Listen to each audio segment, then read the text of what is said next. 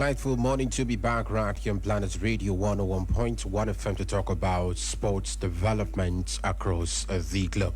We'll be looking at a whole lot this particular morning, ranging from different sports, all of a competition in the world of tennis, as one of the biggest Grand Slam, of course, is actually up and running, particularly in the doubles category, the mixed double as well, and all of that. It has been quite a evolving conversation since yesterday up until the early hours of this particular morning. We'll be looking at some of those big conversations right there. We'll also take a look at what's actually happening away from that. We'll look at, of course, the track and field. How about Nigerians? What are we expecting from them? What exactly is the likes of Toby Amosan, likes of Ajayi, Ezekiel are up to, especially after we saw something that happened, in the previous edition where these players participated in their respective category at the championship. We'll also look at the world of basketball as well. The Tigers as well is in the news this morning. Exciting stories scattered across the world of football as well. Yesterday we had, a game particularly for NWF current champions, and I'm talking about the WAFU B qualifying campaign. Yes, a competition that qualifies the team to the CAF Women's Champions League. What did the Edo Queens do yesterday? We'll take a look at us as well. The Premier League action returned yesterday. Chelsea were in action, signed under the tutelage of Zabalon. So his first game as a Chelsea manager in the Premier League happened against Fulham. It was a London derby. We'll also look at that as well this particular morning. We'll take a look at the world of transfers. It is also bubbling with several conversations right there as well. I am UT David, and I'm super delighted to talk about all of these sports stories with you. But don't forget, you'll be a part of the show by joining via the phone lines, which is 0806-804-5443. Let's get straight to action. You've got just one assignment, and that's about staying close to your listening device, because we're about to rumble together. Let's get straight to it. Welcome once again.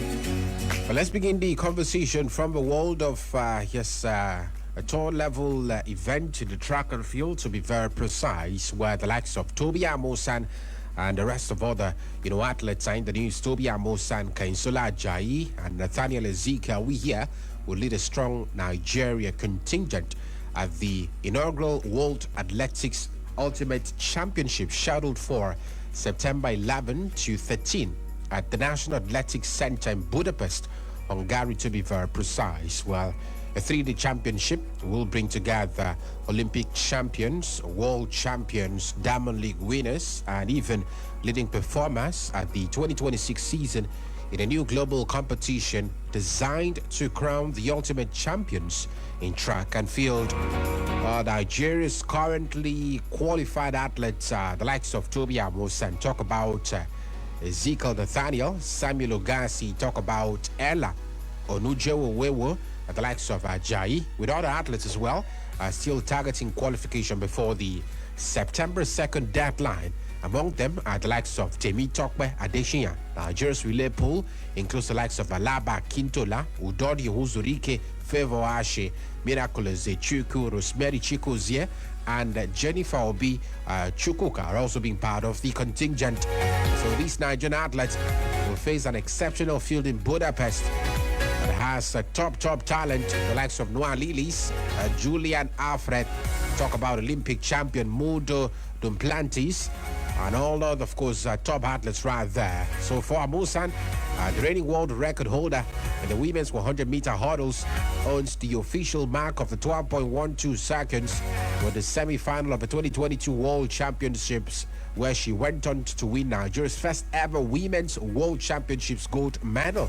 So she's also a three-time Diamond League final winner and currently sits number 2 in the world rankings for this particular event. So there is a whole lot of optimism, particularly for the lady Tobi Amusan. Same could also be said for the likes of Ajayi as well, because somehow he's also part of the biggest contingent. He arrives as one of the most exciting sprinters in the world athletics. So what is expected of Nigeria's contingent at this particular competition? Talking about the ultimate championship that starts in no distant time, the 11th of September to the 13th of September as well in Budapest, Hungary. But away from that, now straight to all the conversations. Quickly now to the exciting world of basketball, where Nigeria's D Tigers are waiting the arrival of their head coach, Coach Rena Wakama, as they enter the final phase of preparations for the FIBA Women's Basketball World Cup,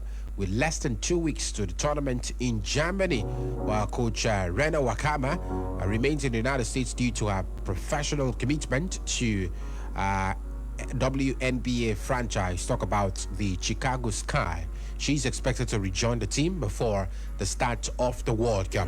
The tournament will run from September 4 to 13, with D Tigers set to move to Zaragoza for the final phase of their preparations. Coach Rena Wakama continues to combine a double role as Nigeria's head coach, on the other hand, with a position as an assistant coach with the Chicago Sky, who confirmed the appointment to their coaching staff. I think that was back in April this year, under head coach Tila Marsh. In that particular sequence, much is expected of the side. No excuses. In the build-up to the World Cup, they started off their World Cup build-up with a training camp in Chicago. That was last month, before traveling to China for a 3-game exhibition series. Recall that game. Yes, the final phase in Zaragoza will include preparation games against Mali and Puerto Rico before Nigeria travel to Berlin for the World Cup. But the Tigers, they have endured quite a difficult build-up, winning just 1 and losing 4 of their 5 warm-up games so far. So much is expected of this side. They have to show some level of consistency, otherwise it might just be very, very detrimental to whatever ambition they have, as we're looking forward to the start of something good, which would definitely be the World Cup for the women's basketball national team of the country.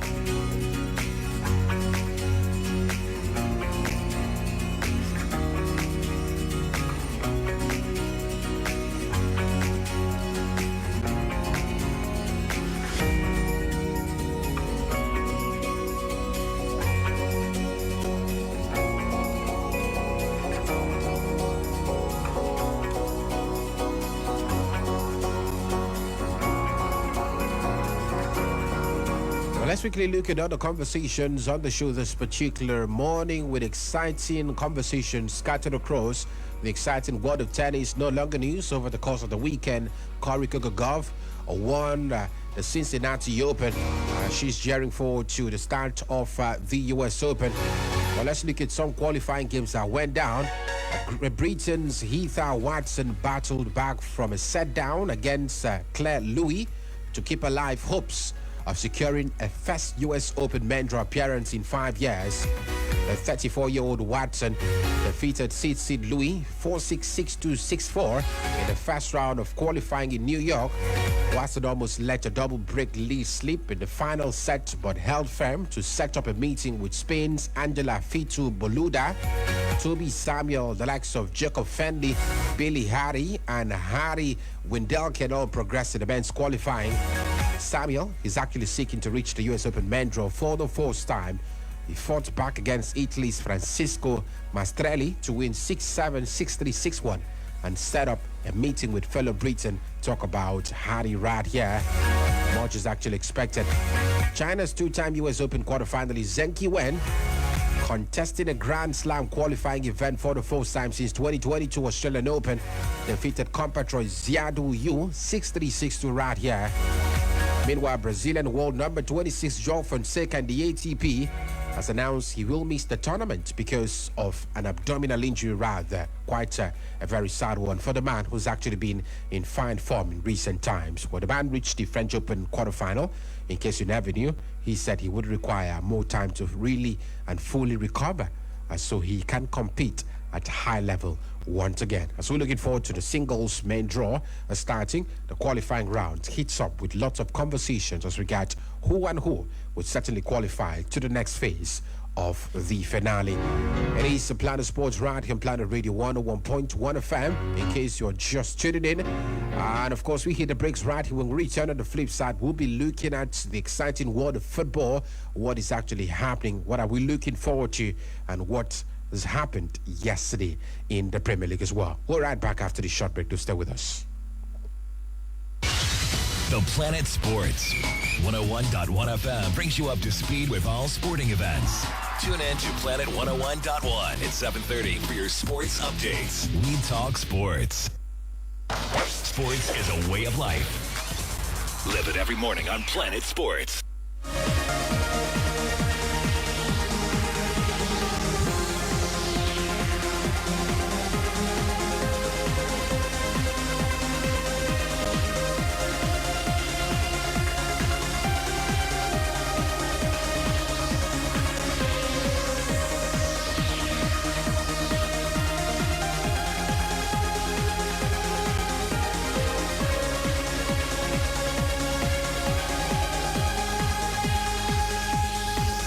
Let's begin the football conversation this particular morning with you from the continent, or maybe the WAFOB competition, where Nigeria's Edo Queens actually made a commanding start to their WAFOB Women's Champions League qualifying campaign yesterday. They dismantled Nigerian side AS Garde Nationale 7-0. Yes, you heard that right. They defeated Nigerian side AS Garde Nationale 7-0 in their opening Group B fixture in Burkina Faso. Well, they're actually the current NWFL title holders. They imposed themselves from the outset, combining quick attacking movement with clinical finishing to leave opponents struggling throughout that particular contest. The opponent was struggling to cope with much of the intensity and questions posed by the Edo Queens side. Chioma Moses actually set the tone just 5 minutes, calmly finishing to give Edo Queens an early lead and immediately placing AS Garde Nationale under pressure.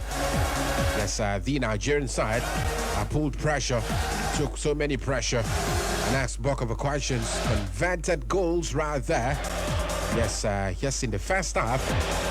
They ensured the first half ended 2-0. A return from the break with renewed intensity and ensured that the likes of Atume Dosso struck in the 47th minute, making it 3-0 before completing a brace. 9 minutes later, the likes of Amina Folorunsho then added the Edo Queens' 5th goal in the 62nd minute as Nigerian champions continued to exploit gaps in the Nigerian defense. The likes of Oluwakemi Adeboyi completed the round for the side in the 3rd minute of added time, bringing the final score to 7-0 and giving the Edo Queens one of the most emphatic opening victories of the qualifying tournament. Quite a big and statement win right here for the side as they're looking forward to qualify for the Women's CAF Champions League. Many would say it doesn't end here. The Nigerian champions are scheduled to face ASEC Mimosas of Cote d'Ivoire and Ghanaian champions Ampe Dakoa, 2 opponents expected to provide significantly steadier examination of their credentials. So when they, of course, get past here, now they have gotten past. We're looking forward to, of course, the likes of ASEC Mimosas and Apem Dakoa, which could be a crucial test for the side.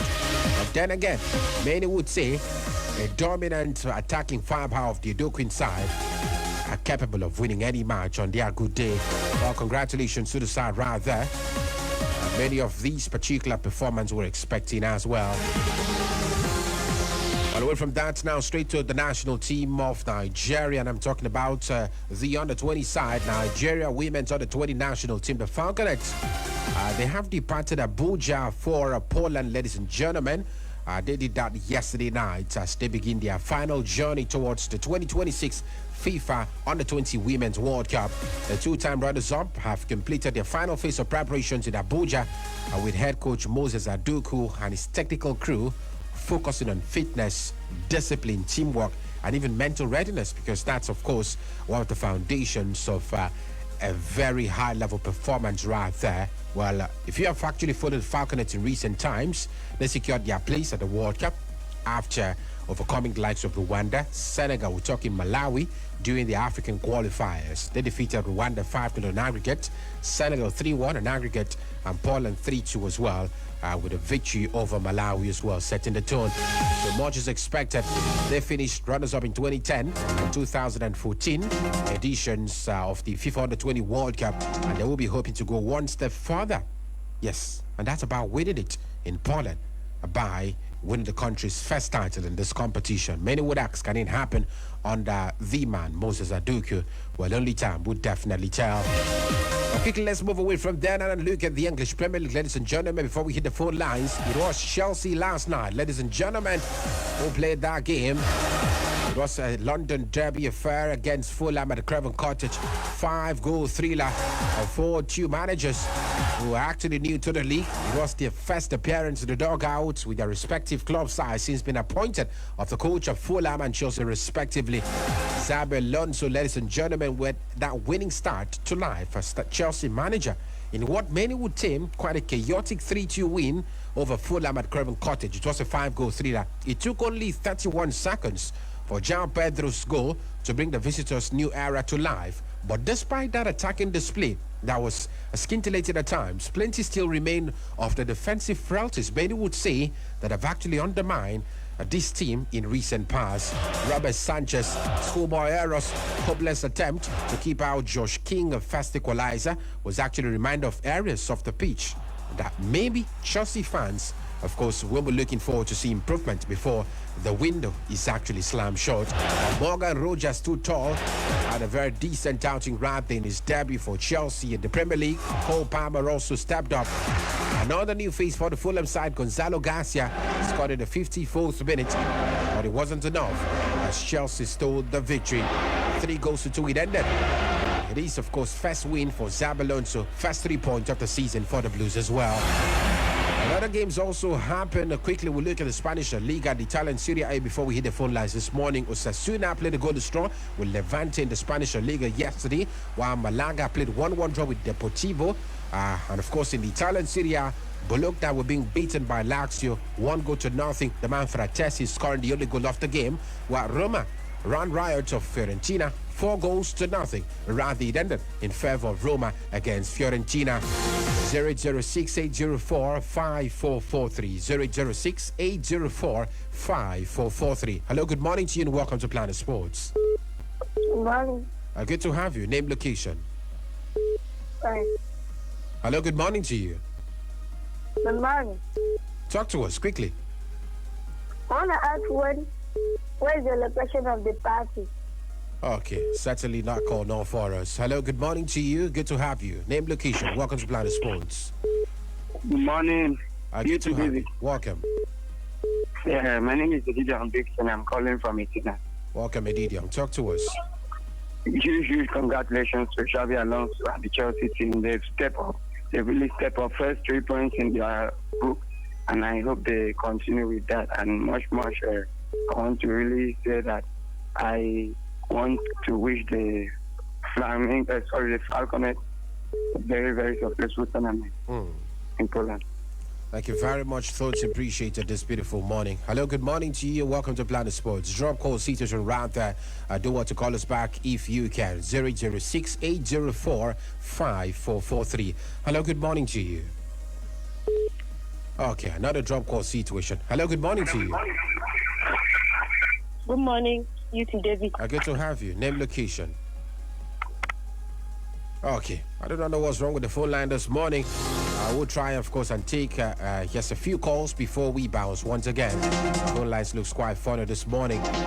But before we hit back at the phone lines, we still hear that Gabriel Martinelli's future is still in doubt, ladies and gentlemen. His future is still in doubt. There are actually talks about where next for Gabriel Martinelli And there have also been talks about proposed move to Saudi Arabia, though there have been reports that this man still wants to stay in mainstream Europe. I could recall the other time Mikel Arteta said, come on, it is what it is. We have to, of course, sell some players. And it looks like Gabriel Martinelli is part of it.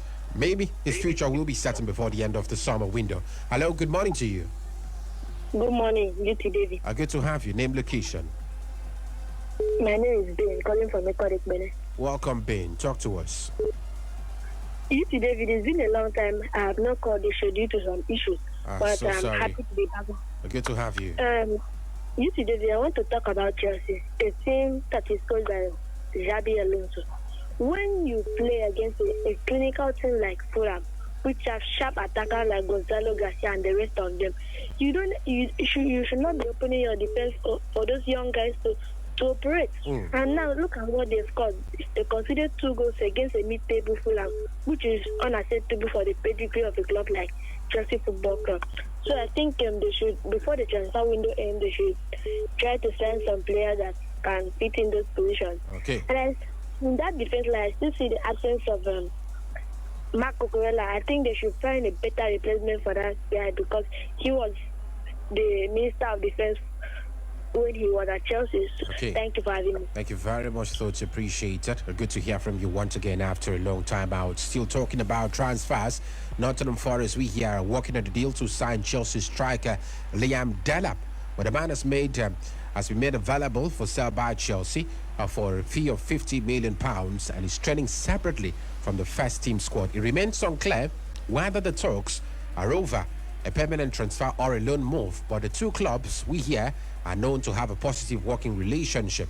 Delap was left out of that Chelsea's game yesterday against Fulham, and his potential departure comes just over 12 months after moving to Stamford Bridge from Ipswich Town. But he ended the season with just 1 league goal after shoulder and hamstring injuries in that particular sequence. Forest rather, have actually signed some players. They have signed Ousmane Diomande from Sporting Lisbon.